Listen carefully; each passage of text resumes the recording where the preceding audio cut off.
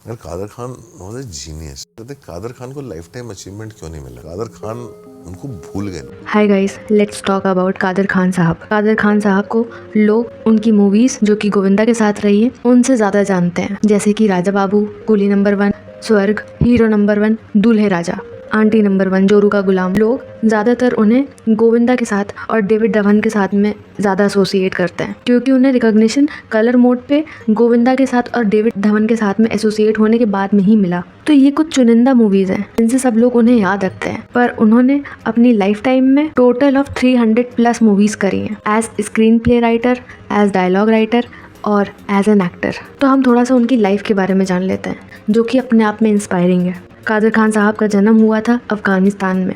उनसे पहले 3 और बच्चे थे उनकी मदर के, जो कि बीमारियों से बच ही नहीं पाते थे और सिर्फ 7-8 सालों तक ही जिंदा रह पाते थे। तब उनकी फैमिली डिसाइड करती है कि कादर खान साहब के साथ में ऐसा नहीं होना चाहिए, इसलिए उनकी फैमिली शिफ्ट कर जाती है मुंबई में। पर मुंबई में शिफ्ट होने के बाद भी उनके हालात कुछ सही नहीं हो गए थे। वहाँ पे भी वो एक बस्ती में रहने गए थे, कमाटीपुड़ा बस्ती में। शायद मेरा मुकद्दर मुझे यहाँ खींच लाया था, और एक ऐसे इलाके में जो हिंदुस्तान का सबसे गंदा इलाका, स्लम, डर्टीएस्ट स्लम। देखिए, वहाँ पर प्रोस्टिट्यूशन था, शराब बिकती थी, जुआ होता था और मर्डर होते थे सुबह शाम, और वहाँ मैं रहने लगा। और उनके घर की फाइनेंशियल कंडीशन सही ना होने के चलते उनके घर में झगड़े होने लगे और उनकी मदर कर लेती हैं दूसरी शादी। पर उनका जो बचपन था वो इतना ज़्यादा ट्रॉमेटिक था कि जो उनके जो सेकंड फादर थे वो काफ़ी ज़्यादा अब्यूजिव थे। जो उनके स्टेप फादर थे वो उनके साथ में बहुत ही बुरा बर्ताव करते थे, इतना बुरा बर्ताव कि 8 साल की उम्र में उनसे पैसे कमाने के लिए उनसे लंबे लंबे रास्ते चलवाते थे। और कादर खान साहब की हालत इतनी बुरी हो चुकी थी कि उन्हें अपने सर्वाइवल के लिए भीख तक मांगनी पड़ी थी। और क्योंकि वो लोग मुंबई में रह रहे थे तो उनका जो फाइनेंशियल क्राइसिस था वो और ज़्यादा बढ़ चुका था और उनकी फैमिली को हफ्ते में 3 दिन खाना खा करके गुजारा करना पड़ रहा था अपना। और पैसे की तंगी से कादर खान साहब इतना ज़्यादा फ्रस्ट्रेट हो चुके थे, परेशान हो चुके थे कि उन्होंने अपनी किताबें ही जला दी थी। और उन्होंने ये सोच लिया था कि अपने फैमिली के सर्वाइवल के लिए वो कोई भी छोटा मोटा काम कर लेंगे, कहीं पे भी नौकरी कर लेंगे, ताकि 4 दिन ही सही घर चल सके, उनकी फैमिली सर्वाइव कर सके। और किताबें जलता देख कादर खान साहब की माँ आती हैं और उन्हें समझाती हैं कि वो अगर अपनी पढ़ाई पूरी कर लेंगे तो वो लंबे टाइम तक जिंदगी पर सर्वाइव कर लेंगे, वो अपने लिए बेटर लाइफ बना पाएंगे। उनकी मदर बगैर पढ़े लिखे हुए भी उस समय भी पढ़ाई की, एजुकेशन की इम्पोर्टेंस को समझती थी, पर उनकी मदर ने उन्हें पढ़ाई छोड़ने से बिल्कुल ही मना कर दिया। वो ऐसा बिल्कुल नहीं चाहती थी कि घर चलाने के लिए कादर खान साहब अपनी पढ़ाई छोड़ दें। उस समय जो कादर खान साहब की उम्र थी वो सिर्फ 8 साल थी। काफ़ी बचपन से ही उन्हें मिमिक्री करने का शौक था, तो वो मिमिक्री करने के लिए सुनसान सी जगह ढूंढते थे। और वहाँ पे 8 साल की उम्र में उन्हें मिलता है उनका सबसे पहला ब्रेक। ये ब्रेक था एक प्ले के लिए, और ये प्ले था रोमियो और जूलियट, जिसमें वो रोल प्ले करते हैं रोमियो का। और यहाँ मिलती है उन्हें उनके जीवन की सबसे पहली कमाई, जो कि था 100 रुपये। क्योंकि पूरी भीड़ को रोमियो का जो प्ले था, रोमियो का जो रोल था, वो कादर खान साहब करते हुए सबको बहुत पसंद आए थे। और उन्होंने अपनी पढ़ाई कंटिन्यू रखी। अपने 10th कंप्लीट करके वो जाते हैं कॉलेज में और वो अपनी पढ़ाई पूरी करते हैं, अपना ग्रेजुएशन पूरा करते हैं। और वो ग्रेजुएशन करते हैं इंजीनियरिंग में, और इंजीनियरिंग की पढ़ाई ख़त्म करके वो ज्वाइन कर लेते हैं एक जॉब पर। कुछ टाइम बाद उनकी वो जॉब भी छूट जाती है और उन्हें मौका मिलता है एक थिएटर में प्ले करने का। यहाँ से शुरू होता है उनका सबसे पहला डायलॉग राइटिंग का करियर। पर उन्हें पढ़ाई करना इतना ज़्यादा पसंद था कि उन्होंने एक इंजीनियरिंग कॉलेज में जाकर के अप्लाइड मैकेनिक्स पढ़ाना शुरू कर दिया, जो कि अपने आप में बहुत ज़्यादा डिफ़िकल्ट सब्जेक्ट है। और वो इतने ज़्यादा मज़े से पढ़ाते थे उन बच्चों को कि उन बच्चों को ही मज़ा आने लगा। और जब कादर खान साहब ने वो इंजीनियरिंग कॉलेज छोड़ा, टीचर की जॉब से वो निकले, तो वो बच्चे उनके सेट पे पहुंच जाते थे और जिद करने लगते थे कि उन्हें सिर्फ कादर खान साहब से ही पढ़ना है, वरना वो फेल हो जाएंगे। और जब वो इंजीनियरिंग कॉलेज में थे तब भी वो ये सब काम करते रहते थे, dialogue writing, screen play writing और एक्टर का भी काम कर लेते थे वो। और वहीं से उन्हें मिलता है उनका सबसे पहला ब्रेक फिल्म इंडस्ट्री में, जहाँ पे वो सबसे पहली अपना डायलॉग राइटिंग का काम करते हैं मूवी जिसका नाम है जवानी दीवानी। वो इतने ज़्यादा पढ़े लिखे थे, वो इतने ज़्यादा अच्छे डायलॉग लिखते थे, वो जो भी काम करते थे वो ब्रिलियंटली करते थे, जिसे वो टच कर देते थे एज अ राइटर वो टॉप पे देखे। और जब वो डायलॉग राइटिंग करते थे तो सारे लोग, सारे फिल्म इंडस्ट्री के लोग उनके पीछे पीछे आते थे कि आप हमारे लिए डायलॉग लिख दीजिए, कि आप हमारे लिए लिरिक्स लिख दीजिए। और उसके बाद में उन्हें मिलता है उनका सबसे पहला एक्टिंग का ब्रेक फिल्म इंडस्ट्री में, जो था राजेश खन्ना जी के साथ में, और वो फिल्म थी दाग। जो कि थी 1973 की फिल्म, जिसे डायरेक्ट किया था यश चोपड़ा ने। उनका करियर इतना मल्टी फैसेटेड है, उनका जो पर्सनैलिटी है वो मल्टी टैलेंटेड है वो। पर एक्टर्स के साथ में ऐसा होता है कि वो उन्हें जो एक रोल मिल जाता है और वो चल जाता है तो उन्हें वैसे ही रोल मिलने लगते हैं उनकी अगली फिल्मों में। तो शुरुआत की कई सारी फिल्मों में उन्हें विलन के रोल मिलने लग गए थे। फिर कुछ टाइम बाद उन्होंने वो रोल छोड़ करके कॉमेडी रोल्स का सहारा लिया और उनका पहला कॉमेडी रोल था हिम्मत वाला में। तो हिम्मत वाला में उन्होंने स्क्रीन प्ले राइटिंग भी करी, डायलॉग्स भी लिखे और उसमें एक्टिंग भी करी एक कॉमिक रोल में। और 1992 में डेविड धवन के साथ में कादर खान साहब ने काम किया और डेविड धवन के साथ में उनकी पहली पिक्चर थी बोल राधा बोल, जिसमें उन्होंने डायलॉग राइटिंग भी करी और उसमें एक्टिंग भी करी। और जिन भी लोगों ने ये मूवीज़ देखी होंगी, दूल्हे राजा, हीरो नंबर 1, ये जो ट्रायो था डेविड धवन, गोविंदा और कादर खान साहब का, ये ट्रायो था एकदम सुपर हिट। जिन लोगों ने भी ये सारी मूवीज़ देखी होंगी उन्हें पता होगा कि ये कितनी ज़्यादा फ़नी और कितनी ज़्यादा कॉमेडी से भरी हुई मूवीज़ हैं।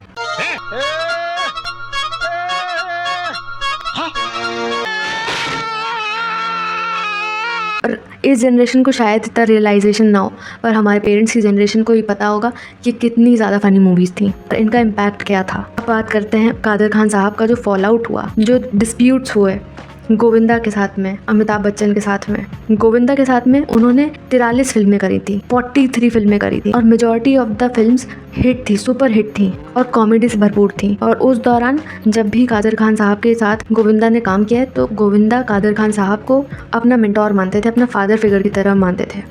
और ये वही गोविंदा जी हैं जो कादर खान साहब के गुजर जाने पे उनको पूछने तक नहीं आते, उनका हालचाल तक नहीं लेते हैं। गोविंदा जी ने एक इंटरव्यू दिया है आपकी अदालत में, जब उनसे पूछा जाता है कि आप कादर खान साहब के इंतकाल में क्यों नहीं गए, और इस चीज़ का जवाब वो बहुत ही घुमावदार तरीके से देते हैं और सारा ब्लेम डाल देते हैं कादर खान साहब पे। उनके साथ की इतनी रिलेशनशिप थी लेकिन एक बार हाल भी नहीं पूछा, क्योंकि वो इतने ज़्यादा सॉफ्ट नेचर के हो गए थे कि उन्हें हम थोड़ा कह दें तो मैंने पूछा कि ये आप एबी पुस्तक की जो राइटिंग कर रहे हो इस पे आप पेन लगाएं, ये शर्त है कि आप इस पे पेन टच ना करें, परंतु अगर आप इस पे करेंगे तो वो आपके जीवन के लिए अच्छा नहीं है, आपके स्वास्थ्य के लिए अच्छा नहीं है।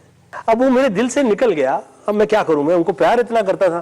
थोड़ी देर में डायरेक्टर आए और उन्होंने कहा तेरी इतनी हिम्मत कि तू कादर खान जी से ये कह सके। मैं कहा मैं उन्हें प्यार करता हूँ, और उन्होंने मुझे बहुत ज्यादा उस टाइम पे डांट लगा दी। तो मैंने 3-4 टाइम मैंने ट्राई किया सर। अपना फादर फिगर मानते थे कादर खान साहब, ऐसा वो बोलते हैं। और जब कादर खान साहब बूढ़े हो, जब उनका कोई काम नहीं बचा इंडस्ट्री में, जब उनकी तबीयत खराब होने लगी तो गोविंदा ने पॉलिटिशियंस की तरह पलटी मार ली और कादर खान साहब का हाल तक नहीं पूछने गए उनके आखिरी टाइम में। एक और क्लिप है उनकी जो काफ़ी ज़्यादा वायरल होती रहती है, जिसमें वो बात करते हैं अमिताभ बच्चन के बारे में। पहले हम ये जान लेते हैं, कादर खान साहब पैदा हुए थे 22 अक्टूबर 1937 में और अमिताभ बच्चन पैदा हुए थे 11 अक्टूबर 1942 में। तो मतलब 5 साल का फ़र्क है और 5 साल बड़े हैं कादर खान साहब, ना कि अमिताभ बच्चन। अमिताभ बच्चन के साथ में कादर खान साहब ने कई सारी मूवीज़ करी हैं, जैसे कि सूर्यवंशम, याराना, सत्ते पे सत्ता, शहंशाह, कूली, परवरिश, हम, बहुत सारी। और अमिताभ बच्चन की जो मूवी है अमर अकबर एंथनी, उस फिल्म के डायलॉग्स तक कादर खान साहब ने लिखे और बहुत सारे अमिताभ बच्चन के जो फेमस डायलॉग्स हैं वो कादर खान साहब ने लिखे हैं।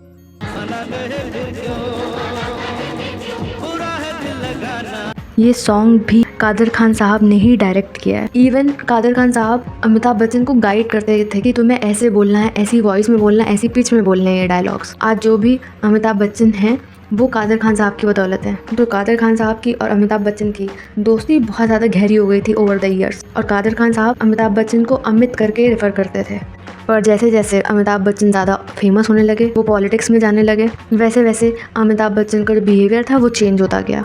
अपने किसी इंटरव्यू में कादर खान साहब बताते हैं, एक ऐसा मोमेंट आया है जब कोई फिल्म प्रोड्यूसर कादर खान साहब को कोने में ले जा करके बोलते हैं कि आप अमिताभ बच्चन को सर जी बुलाइए, उन्हें अमित जी कह करके या अमित कह करके रेफर मत करिए, सर बोलिए। तो इस पे कादर खान साहब बोलते हैं कि अमिताभ बच्चन उनके एक बहुत ही गहरे दोस्त है, क्लोज फ्रेंड है, कंटेम्प्रेरी है। तो उन्हें काफ़ी ज़्यादा इस चीज़ में दिक्कत आई कि वो अमिताभ बच्चन को सर जी बोल के बुलाए, क्योंकि आपका कोई गहरा दोस्त होता है तो बहुत मुश्किल होता है अचानक से उसको सर जी बोल देना। अमित बोलता था उनको। तो किसी ने मुझसे आके कहा, एक प्रोड्यूसर ने, कि आप सर जी को मिला। बोला कौन सर जी यार, आपको सर जी नहीं मालूम? That tall man. Amit ji आ रहे थे वहाँ, मैंने कहा यार वो तो अमित है, सर जी कब से हो गया, कॉल हिम सर जी।